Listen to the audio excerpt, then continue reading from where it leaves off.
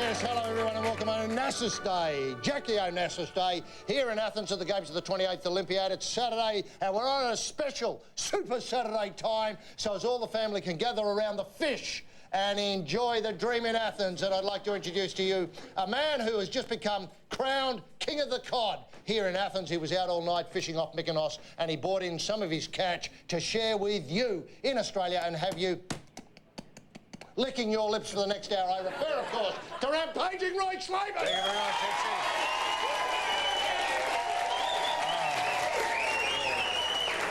you very much. Great day. How was it fishing out there off Mykonos? Look, it was good. Yes. It was good because I thought of not only Jackie Onassis, but Aristotle. Aristotle, Onassis. yes. He was the what brains. a man. King of the Cod. He was the original. God almighty, he loved the boat, didn't he? He did, he did. Look, and I'll tell you this for a fact. Yeah, fact. For a fact. Fact. That it wouldn't have mattered if he was a sewage worker here in Athens. Yeah. She'd have fallen for him. Yeah. He had that... He was low to the ground, wasn't he? Low to the ground, but it was a relationship made in heaven. It was. It was absolutely... I don't know, Eros must have been about, flitting about, sprinkling the dust on Jackie's eyes when she went like that and found this short bloke who could disappear under the table here quite comfortably. That's right. And nothing to do with his shipping, his money, nothing to do with that. Nothing. It was his personality. Yes, it was. Funny bloke. It was. Roy, of course, the Opals go for gold right after we vacate the premises here in the Sparta Club in Athens, and that's something to look forward to. And, of course, the hockey boys last night, the Kookaburras, what an achievement. You know, 400 years without a medal, and then all of us... Gold. Tremendous effort. And it was just a wonderful match and, you know, really worth getting involved with, even if you knew bugger all about hockey and the rules. You just knew they were Australian, they were Olympians. Yeah. They were here in Athens doing it for you. Make of that what you will. Absolutely. Anyway, and Roy... good to get one over the Dutch. Oh, it's always good to get I've had it with you up here with a Dutch. Don't get me started on the Dutch. I don't know. Roy, I just got one away. I'm going to put another one away right now. It's just great. A couple away early. I mean, I feel I'm ready to go now. I might eat some of that fish raw. It's looking more and more edible every minute. I know it does. Never mind, eh? Now... Sure. It's not the Dutch, it's the Norwegians, isn't it? Well, it's either one or the other. Anyway, look, can I just say one disturbing factor has entered the equation here in Athens over the last, well, 48 hours, and it concerns children at the Games. Obviously, it's great to get kids involved in sport, great to get kids involved as spectators, but I'm disturbed by the performance of Brian Nixon of Malaysia, diving. Here he is. He's only 14 years old. 14? I thought he was 4. He does look very, very small. He can't really go much above that chrome railing there, as you can see in that shot there. And I believe that this is just a little bit unsavoury, meaning kids at that age should be probably home in bed at that time of night, topped up maybe with a copy of Spot, reading about Spot's first dump or something like that, which would be great. Now, of course, it doesn't end there. We have somebody who obviously put their age up to participate in the Olympics. I refer, of course, to the German gymnast. Now, when you have a look at him being lifted at the bar, you've got to understand the bar is at my eye level sitting down. So it's just about there. And then he has to be lifted up by his coach and he swings into this routine. Roy, I know you've pleaded. You've pleaded with the Gosper types, the Rog types, the Semaranch types in the old days, the Dick Pound types in today's era. What can we do about this? Does it disturb you? Do we need to set an age limit or a height limit or a weight limit to participate in the Olympics? Look, it's a very good issue. It's a disturbing. I think you used the term disturbing, and I wouldn't resile from that word. I think it is absolutely disturbing. Look, I had a very long, if unsatisfying, meeting with our go-to man, Jacques Long, last night. And I raised this disturbing issue with him. Yes. He said his hands were tied. I find this very hard to believe. I put it to him that it'd be a much better idea, an idea I've been floating now for many years, to have a young Olympics. What a brilliant idea. I've never heard you float this before. Yes, I raised this with you in Antwerp, you might recall. An Olympics for 10-year-olds and younger. You know, that you would have, say, every second year to counterbalance the old... Because I'll tell you, as an athlete, as a former athlete, and speaking to speaking to a lot of the athletes here, they don't like performing with kids. No. Because? Well, it's unsettling if you're beaten by a kid. Yeah. You know what I mean? I just worry that people aren't going to show up if they're adults, worried that they're going to be beaten by kids. Because kids are the future. You forget that. They're the future of the planet. They're the future of the game. Yes. So let's separate them. Roy, it's a great idea, but can I just ask you your age limit? I think it might have... Under 10. Under 10. Under 10. Now, I will not resign. Yeah, now listen. OK, shooting. Under 10, yes, are you completely comfortable about that? I'm happy with that. Equestrian events, under 10, are you happy about that? Yes, I'm happy with that. Trampolining, just to pick one. Yes, happy with that. Now... Boxing, I'm not so sure. Yes, yes. Greco-Roman wrestling? Again... Judo, taekwondo? Yes. I mean, it does raise a lot of ethical questions, doesn't Yes, it does. I know. Look, I know it does. Yes. I know it does. That's why Jacques probably meant by having his hands tied. Well, I'm not. I just hope that in the future we're not going to see kids forced to do things that they don't want to do. Oh, I mean, no, you know, do you know what I mean? The kids have got to want to do it. Yes. Yes. The under 10 Olympic, I think, is a great way to go. Yes. Would you have age divisions or would it be open? Yes, no, you'd have age divisions. So 6 months? And that's not to say there couldn't be an under 5s Olympics every 3 years. Just to fill in the gaps. Just to fill in the gap, yeah. Now, we come to the closing ceremony tomorrow night, and all our gaze is as we say farewell to the Olympics here in Athens, what's likely to be unleashed at the closing ceremony. We don't want to go into that completely here today. Obviously, that'll be much of tomorrow's show. But how are we going to sum up these games? I mean, Jacques Rogge there makes his closing address, the go-to man in the Olympics, if I can get him right, the go-to man in the Olympics. Closing address, as we search for this adjective to describe these games, of course, in Sydney, described as the best games ever. And incidentally, can I just veer off that, put that all on pause for a minute, and say Australia has now beaten the gold medal tally in Sydney. The reason why I say this is that from the Australian perspective, and I believe more to come, from the Australian perspective, these are the best games ever. It puts Sydney in perspective, It does. You know, Australia swung the lead. I don't want to, bag Australia because I'm not there at the moment, but we were a pack of bludgers in Sydney. We were. We had an opportunity, it was all there before us. To showcase what we could do. Exactly, to showcase what we would do. We powdered, we pillowed, when the gold was there to be lifted. We've come to Athens with this shadow of Sydney hanging over us and we've just blown it away. Blown it away, Roy. I agree with now, that. Having said that, we've got that on my chest. We now go to the search for the adjective. Now, Roy, I ask you, you're very close to the go-to man, Jacques Rogge here. I spent last night with a very long, if difficult meeting with him, yes. Unsatisfied. When it comes to the performance of the games here, I believe his hands were tied for the whole duration. Now, does he run the slide rule over judging of events, facilities, the administrative skills? Does he judge it over the transport, or does he judge it over the things that he runs into most often? He describes to me as feel. Feel. He judges it by feel. Yeah. What, now, I don't know if this is a sort of Belgian patois for something else. I have no idea. When he said to me, feel, I didn't know where to look. No, I bet you didn't.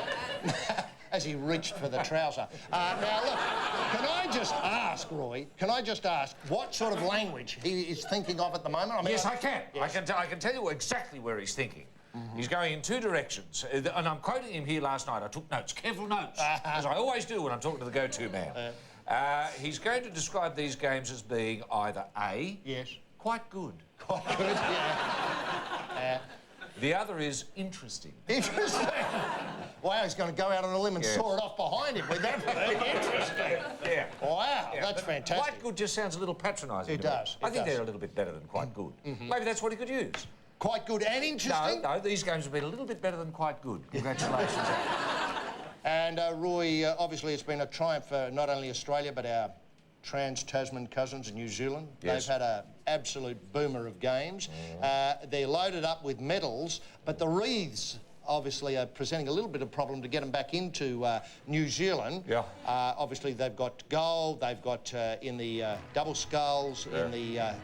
obviously Sarah Ulmer on the track and Hamish Carter and Bevan Doherty in the triathlon. Now, they've all got these wreaths on their bonces that aren't going to be accepted. It's a good look, too. It's terrific. And you know, I'm just wondering if you have a solution here. Maybe burn the wreaths and take the ashes in. Look, you know, have it, say, in a store downtown, a little container of the ashes. Yes. I mean, the ashes would probably fit into Yes. It's to do with biosecurity, isn't it? Biosecurity. Biosecurity, they're calling it. They don't want to have any rubbish that might be part of the wreaths. Thank you very much. Part of these wreaths taken into New Zealand because it would affect their export industry when it comes to fruits in particular. Fruits? Fruits in particular. Now, surely, as you say, this could be quarantined for 6 months or 6 years. Yes, wouldn't matter. Fumigated, sprayed with rubbish, you know what I mean? Yeah. To make sure it's bio-neutral.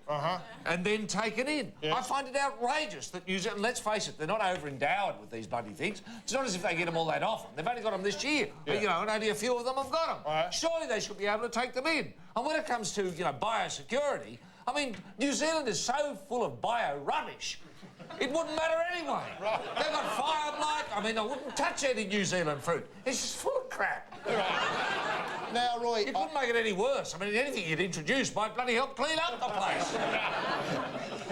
Roy, often with memorabilia, and you've got a lot of athletic memorabilia at your place, you know, various collection of body parts and bits that have come out, various orifices that you've collected over the years. You've protected a lot of these with clear nail polish. Yes. Now, I'm just wondering if they could be painted with clear nail formaldehyde polish. or something Formaldehyde, like that. that's right. Yes, I agree. Look, there are many solutions, and I think the New Zealand government are just being stupid. But they said to me last night on the phone that their hands were tied. That's right. Now, there is terrific news. The Athletes Parade in Sydney has sadly, well, at the moment, not found the support financially that is necessary, but overnight it looks as though the Athletes Parade may get up and running due to an unlikely source of funds, Roy. I know. When I saw this HG for sale, I was just blown away. Look at this. These are being sold specifically to raise money. These are John Coates pins. They're just John Coates, of course, is our chef de mission. Doing a fantastic job. And I like these. What do they sell for? What is it? Well, the $20 for the gold, $5 for the silver, and $2 for the bronze. That's terrific, isn't it? I mean, talk about a souvenir that you could march proudly pinned to your chest. I support the Athletes Parade. I support John Coates. I've got the pin. And I believe these are on sale now everywhere in Australia you go. Is that right? Everywhere you go. Like petrol stations? Petrol stations, you name it. They're all there. I'd invite people to get involved as quickly as you can. There's only 24 hours before our athletes are back home, roughly, and we've got to raise something like $4 million? $4 million, yeah. That's a very good way of doing it. Now, Roy, terrific news. Look, I was out last night with members of the Norwegian ambassadors. I know you were. They didn't invite me. No, they knew you were busy. With Jacques. And on behalf of the people of Norway, I'm, badged up to present to you this gold medal for your services to the Norwegian Olympic movement. As you can see,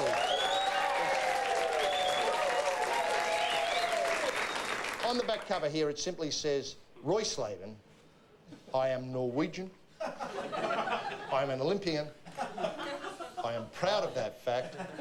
Make of it what you will. Congratulations, bro. Well done. That's tremendous. There'll be more of the Dream in Athens right after the break. Opal's coming up here in Athens.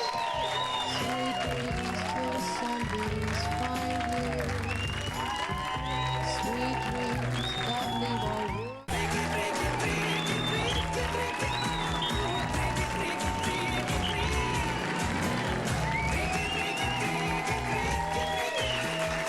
Roy, you must be very proud receiving that from the New Zealand Norwegian community. I know. Because let's face it, the Norwegian community is rubbish. I mean, that Thor Heyerdahl. I mean, what a goose.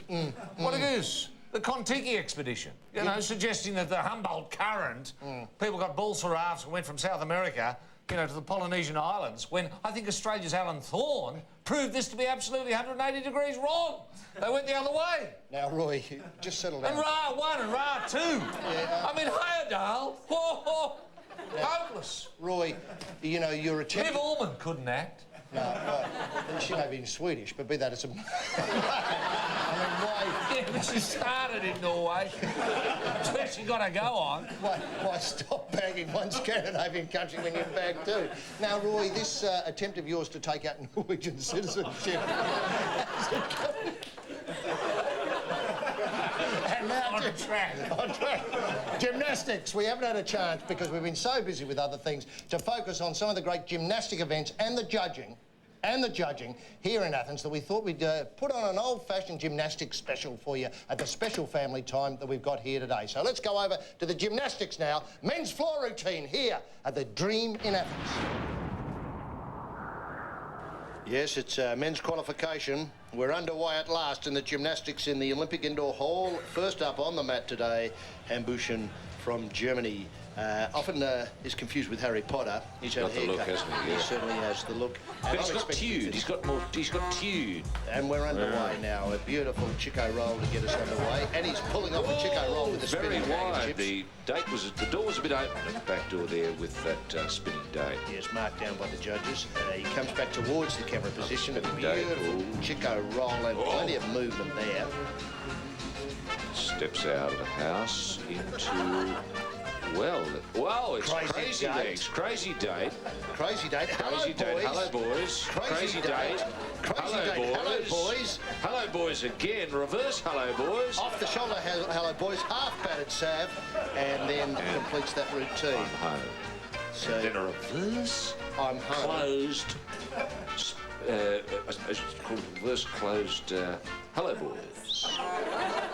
He's underway again. He's in motion. He kills Chico roll. Whoa. That's a new move that we've seen a lot of this year. Half Harry the horse. We haven't seen that, I don't think, in this competition yet, the half Harry. Underway again. Harry in motion. His Chico rolls are beautiful, but he bounces off a little bit at the end. And that's a beautiful serve there. He really pulled that Chico roll out of the fryer at the end there. He wants to see the score. 9-6-3-7. Oh, that's the tude I was talking about, actually. He's got it. He's a total package merchant. Now from Cuba. Santos. A very fine musculature in the upper body. But has a terrific reputation in the Hello Boys Crazy Date area of the... Well, his Harry the horse, they say, is... I'm hoping for something very special. Yeah, very special. I'm yet to see it, but I've heard good things about it. Chico roll straight into a...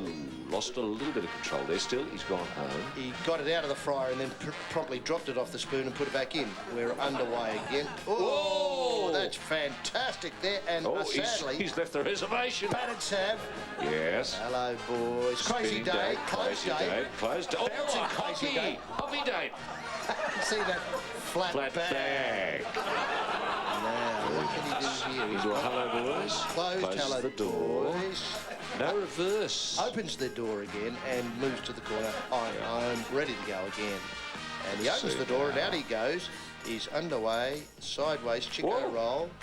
Lost a bit of poise there. He's in no man's land there. I don't know what he's going to do here. Oh, there's the half Harry. That was the first time. The first time we've seen the half Harry from the Cuban. Eyeful for the judge there on the half Harry, and I think that was a little bit of, have a look at me. I'm doing things. I've got a lot left to show you, and sadly his ends aren't the greatest there. I'll be interested to see what the judges give him. How did you see the routine, Roy? Look, I thought it was an exciting routine, including the half Harry. I thought it was fantastic. That was his high point, That was his high point, yeah. And there's where he completely left the reservation. But, 8.875. That's not bad. Not bad. Next up, Sergei Pfeiffer from Germany. Here's the Pfeiffer tilt underway. Yeah. Great choice of music, I think, by all competitors here today at the Olympic Indoor Hall. He's gone with that German. A lot of Chico rolls there. Chico roll with a twist and unassuming Chico rolls. He's going to go home. Oh, 2 steps to go home. One would have done. Now he's underway again. He's going to have to pull Chico roll right out of the bag here. He gets it away with the bag of fries. Yeah, that's better. The 1 step to go home. And across he comes. He comes. There, sort of half Harry, but not opening the date with it. And then he's coming back there. Oh, hello. Was he going here? A half hello boys and a crazy date from the hello boys. Hello boys in the air. Reverse hello boys. Reverse hello boys. Crazy date. Crazy date. Spinning crazy legs with crazy date. Flat bag. And hello boys. You're going to close the door a little bit. No, he closes the door very nicely. That's probably the strength of his routine, and he rolls away into the corner. That's it. I'm home. One step. Thank you. And he's got a final pass to come towards the camera here, and No half Harry. no half Harry yet. I'm living in hope. No, it's straight Chico roll work with the bag of fries, and that completes the routine for Pfeiffer from Germany. And once again, I thought it was good, but I just thought it blemished, you know, where it needed to get the pedal to the metal, so to speak. It came up short, Roy. I'd agree with that. And he's really working hard here, bringing it home into the corner, and a nice bit of date work for the camera. Pfeiffer, 9.4, he's impressed the judges. Yeah, well, he stayed on the reservation, didn't he? True. They hate that going off the reservation. They hate it. And now the caterpillar looks of Lopez Rios. This is the new generation of Karen gymnasts. Ooh, a lot of date in the air there. One step and I'm home. I like that. The judges like that. The door's open again and I'm going out. Yep. Here he comes now with the Chico roll and a full back Chico roll. Slightly lost control slightly. Batted salve. Batted salve. Now moving around. He's got the legs going in motion and the hoppy. Then he brings it back to a flat bag. Now we're going to the hello boys. Closed hello boys. Not a complete HB. Then he's got the I'm not expecting company here, and then steps away and says, no, I've changed my mind. I'm going out again. There's a Harry! With legs extended, Roy. A Harry the horse. Great to see. Right at the unexpectedly judging panel, and his final pass here, a couple of Chico rolls. Batted salve. Batted date. You don't often see that at this level of competition. He's into the corner. I'd love to see another batted salve. I'd give him very high marks if he could get a batted salve on his final routine. Sure. But he's going well. I haven't seen one complete hello boys with the open door. No, that's true. I'll mark him down for that. They certainly will. And a poor finish there off the Chico rolls into the bag of fryer, out of the fryer. That'll be $4.50. Thank you very much. You'd have to say probably mid to high eights, but I wouldn't give him much more than that. Well, there it is as we watch the scoop go into the fryer, pull out the scallops. Oh, that's a Chico surprise. rolls. That's a real surprise getting into the nines. Very soft.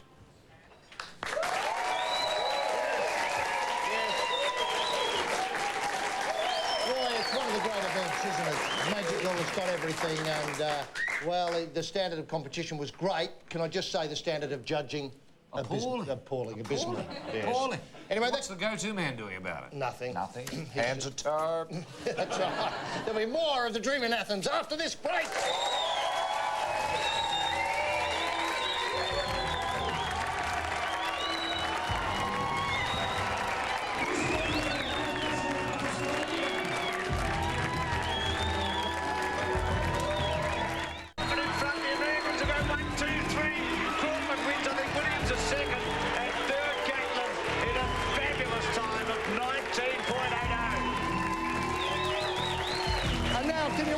Silver medalist from the 200 metres, Bernard Williams.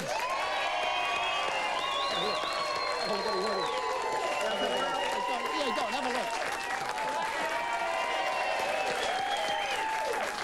Very good.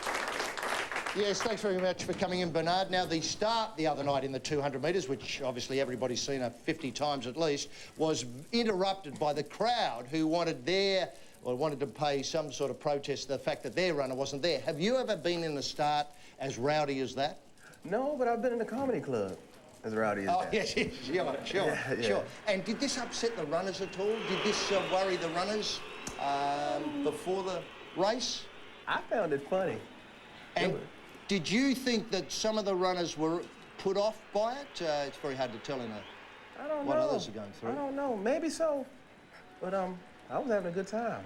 And can you, out there, now, because you're in the caper, in the theatrical caper, for want of a better way of putting it, enjoy the performance because you have some experience of what it's like to perform in front of different sort of audiences, rather than get completely mozzed by the fact that you're a runner who's meant to get out there and win?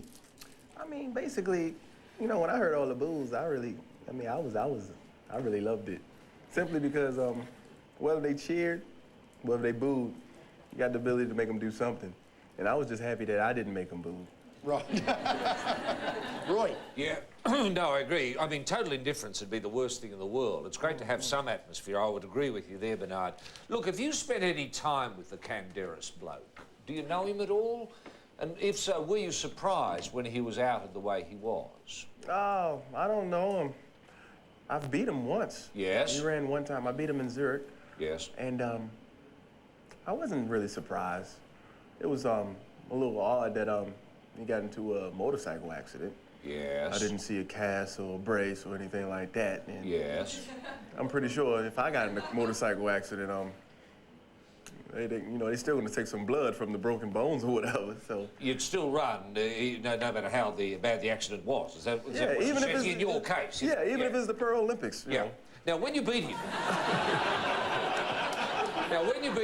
did you have words with him at all?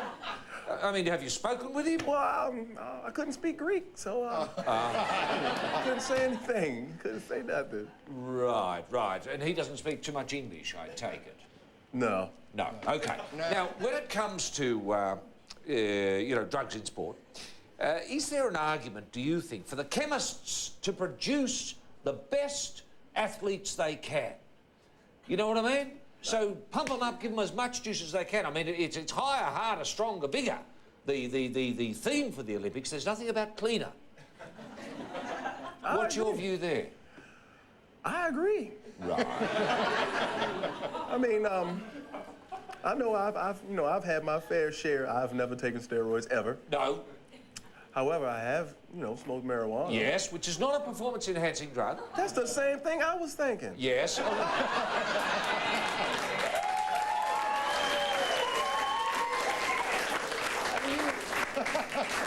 Did it surprise you when you saw the Olympic torch? The Olympic torch is still going. Does it strike you? Does it look like a big Scooby or a big Reefer to you?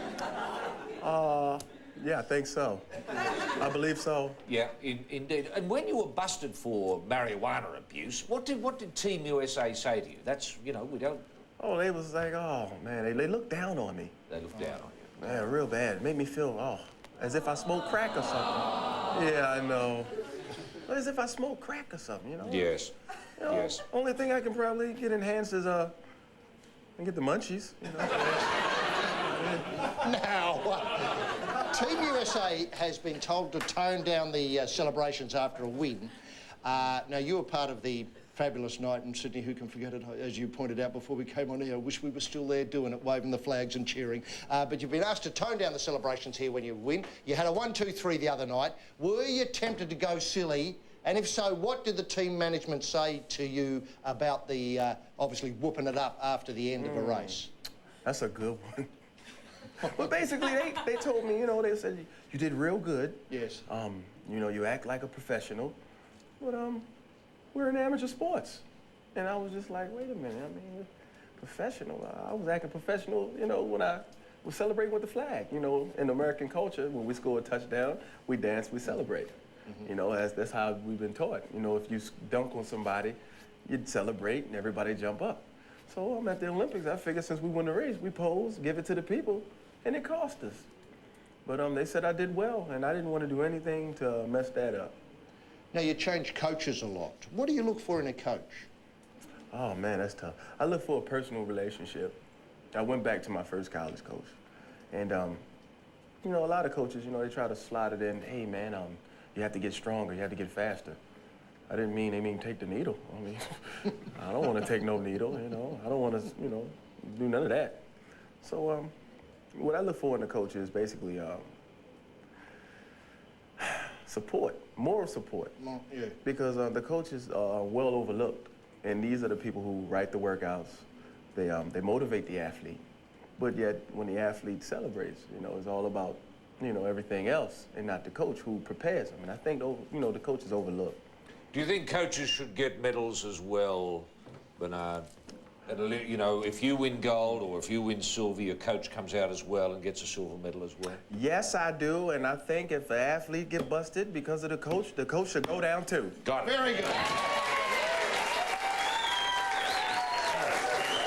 Bernard, thanks for coming in today, and we'd like you to accept this 24-carat Olympic pin, only available to people who come on the show, as a souvenir of your time with us today. And good luck with your new career, which is I understand it to be a running stand-up comic, yes. Which is an unusual double. Yeah, I'm the starving comic. I'm starving, I get paid by the drinks, Well, and to go with that, you get the dream golden shovel toilet paper to go with the package. Enjoy the wipes and all the memories. Thank you very much, Bernard. Can you please thank Bernard Williams? Athens.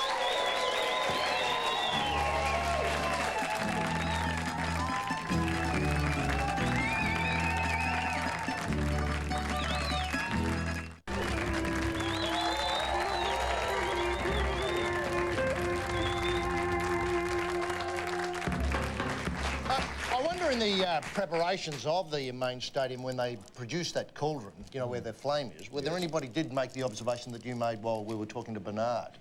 Looks a bit like a joint, don't you think? Well, I don't know if they meant a joint, but there is so much smoking generally done by people in Greece. You feel men as in though... particular around the cafes. I mean, you don't look at home unless you've got a fag. Right. Do you think it's homage to that part of the culture? I think so. Right. I think so. And on our gymnastics special, we now cross over to the, well, I'd consider the real high-end glamour event, Rhythmic Gymnastics Teams event. Here it is now.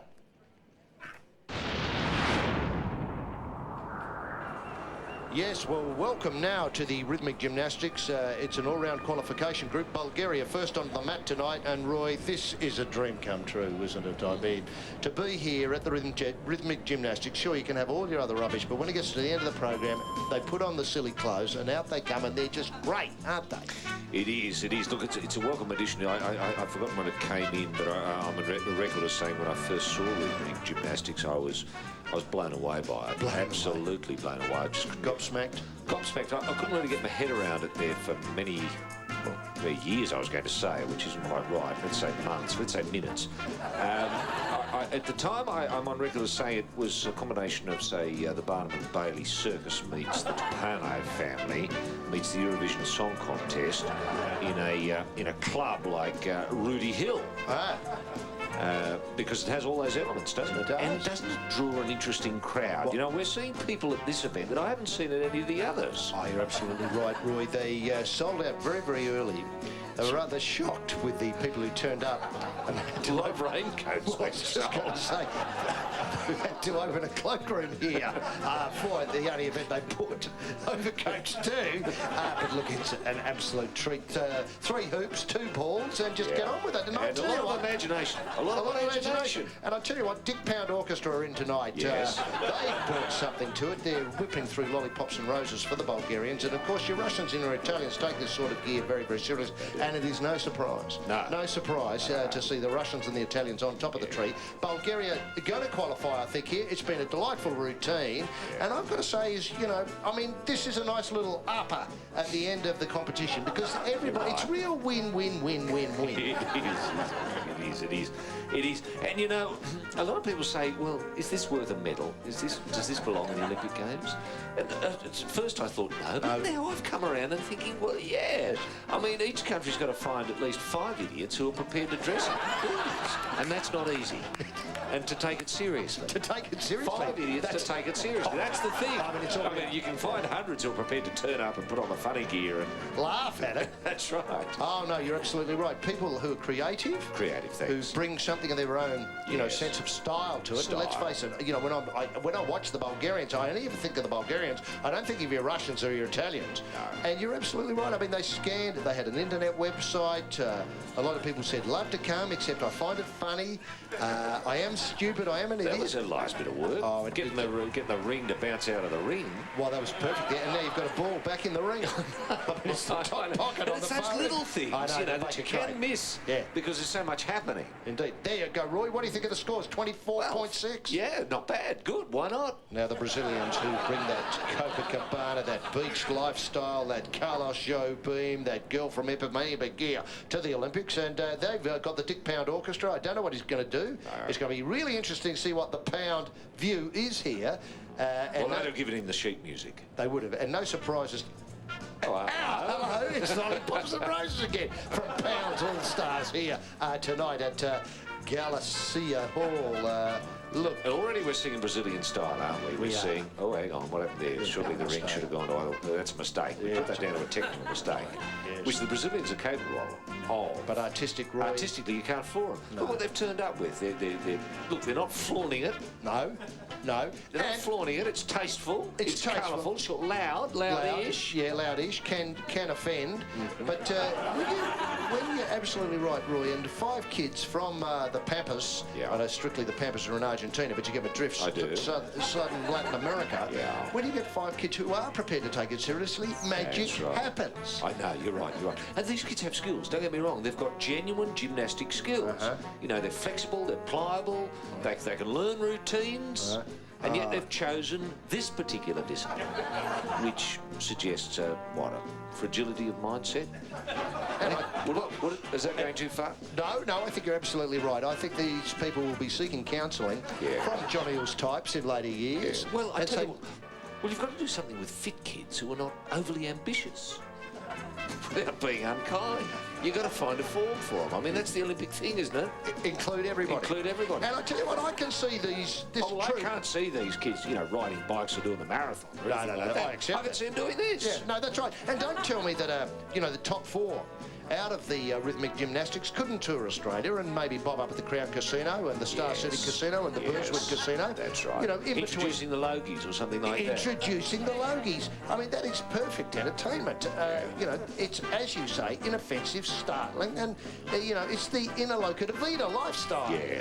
Yeah. Brought to the Olympics and show business, Roy. I mean, the Olympics is all about grunt often, and people need to relax and just swing a bit, let it loose. Thanks. Get in the groove. I mean, it's all about doof, doof, doof. But here, tonight, we've got a little bit of groove. Yeah. And, it's all the better for it. Yeah. And obviously, after the hard work of the last couple of weeks, I mean, I'm really enjoying it. It's a breath of fresh air. Breath of fresh air. I've got the feet up on the console. I'm sitting back here with a large one, really going to town on this fabulous routine. Yeah. And, I mean, it's as if we had, almost a fortnight of BO, and now there's a little bit of perfume. Well, air freshener. Air freshener, thanks. And here they come to the end. And there it is there. Well done, girls. That's Brazilian. That's your Brazilian, your samba, your merengue, your pago, all put into one pot and stirred. And is it any wonder that the people are excited there? And there's obviously the 4th or 6th member of the team in case one fell over. Scores, Roy? Yeah, pretty good. They didn't pick up the penalty, but 23.5, a point behind the Bulgarians. Good effort there from Brazil.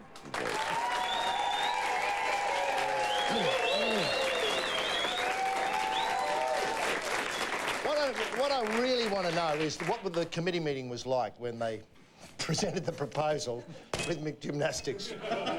Yes, who was the idiot? Was that His Excellency? Oh, it would have been Juan Antonio. Juan Antonio who signed off that? But what can Rob do? What can our go-to man do? His hands are tied. The Opal's not far away, here on the Dream in Athens.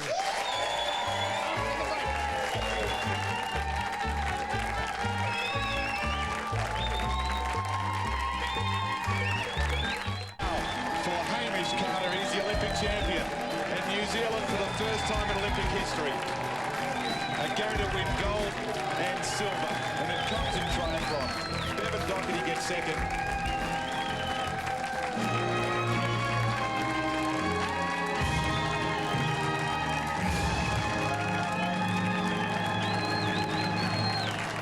And now in a dream first, can you welcome, I can't believe I'm saying this, gold and silver in the triathlon. Can you please make welcome New Zealanders Hamish Carter and Bevan Doherty.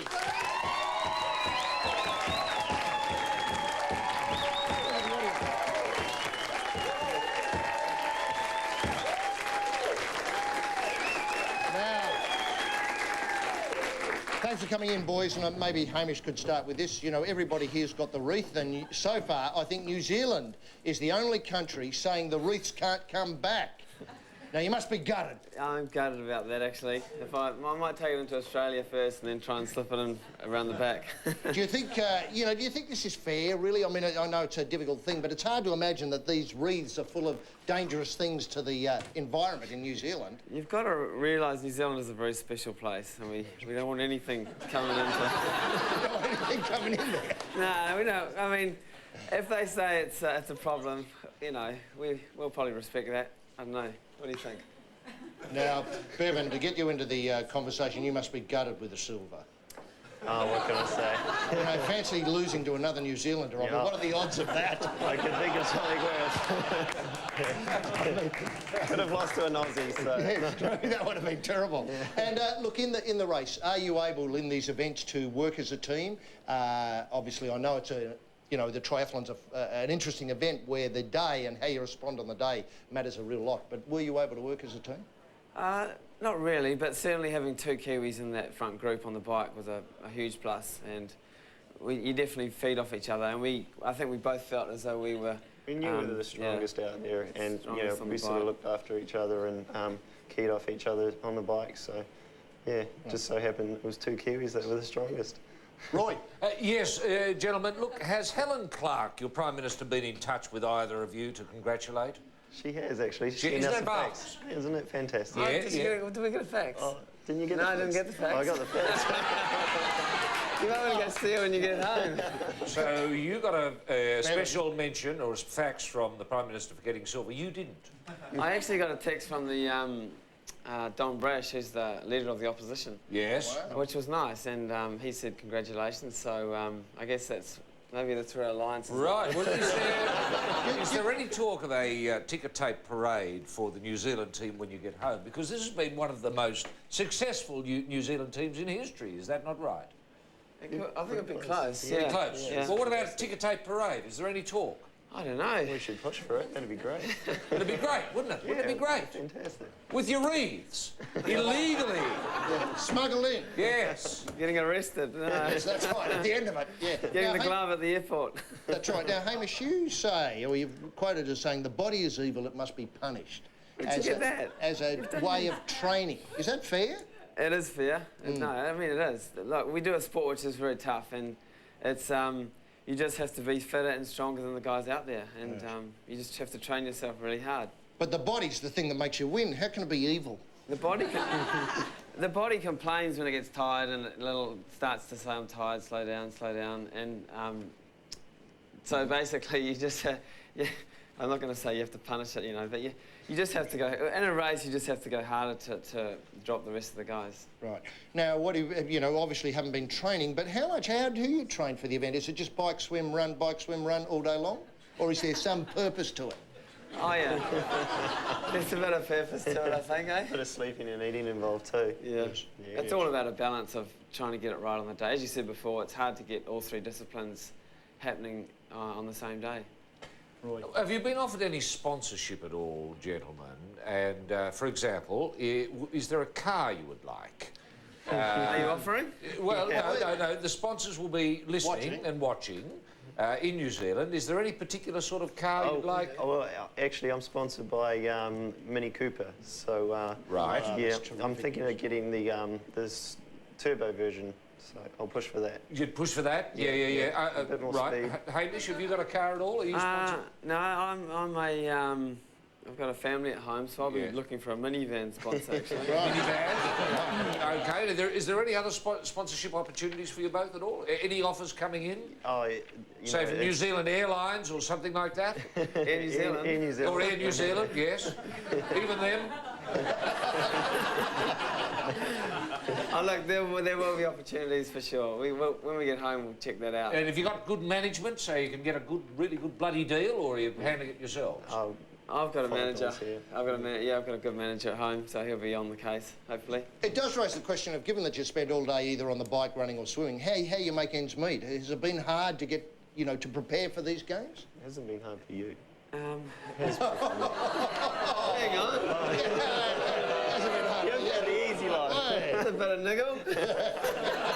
Why hasn't it been hard for you? What sort of deal have you got going? Hang on. To get ready for the games, I mean, it's just I've got great sponsors who have supported me right up to the event and allowed me to just train and get ready. And Well, why aren't they helping Bevan? Well, no, they are now, but when I first started triathlon, I didn't have any money. I borrowed some money off a mate to go overseas, and I used to go out for a bike ride, scope out the fields, look for chickens and corn and stuff like that. I never resorted to it, but I was tempted. Tempted what, to live off the land, just nick things? Yeah. just nick things. There's a lot of Aussies on tour like that. Now, you know, look, New Zealand at the moment has, I think, 7 of the top 20 triathletes. Why is the sport so big all of a sudden? Why has it become such a thing to do in New Zealand? I don't know. I mean, we've got a great management of the sport in New Zealand, but I guess I've raced well over the last few years, and Bevan over the last couple of years has really just become a real force. And there's great athletes coming through, and there's great athletes at the top. That's phenomenal. I mean, I don't think any of us really want to have a normal job, so That's understandable. we're just overseas racing.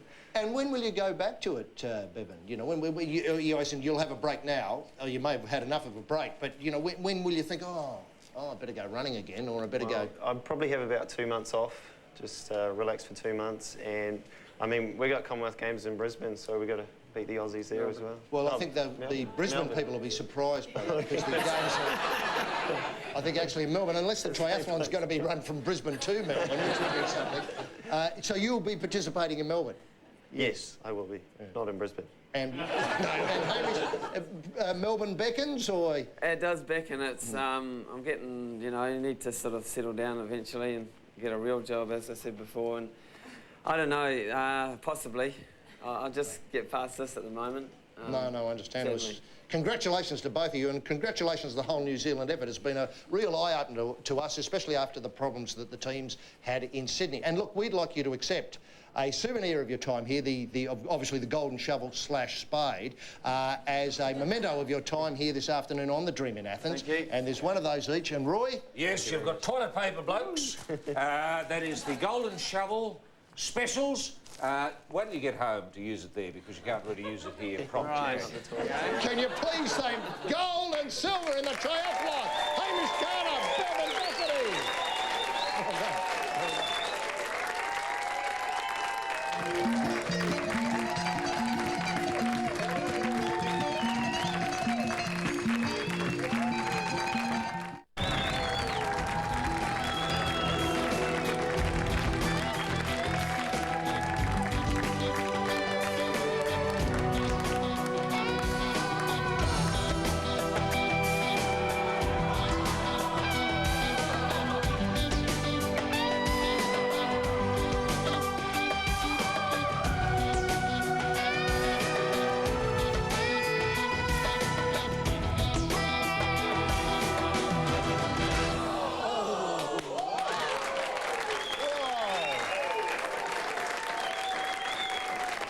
You rarely see that happen. The pole vaulter missing the mat completely, Roy. I know, baffled me. Was that a technique problem, do you It think? was, I think. Yeah. You came at the wrong angle. That's right.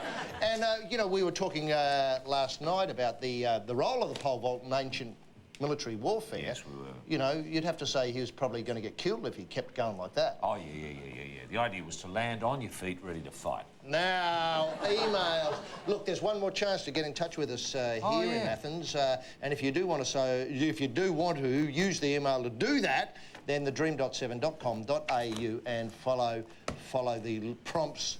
Roy, where do you want to start? Look, AC, I've got a surprising email here from Lydia Klepich in Sydney. She says, "Love your show, but where is my son? He's not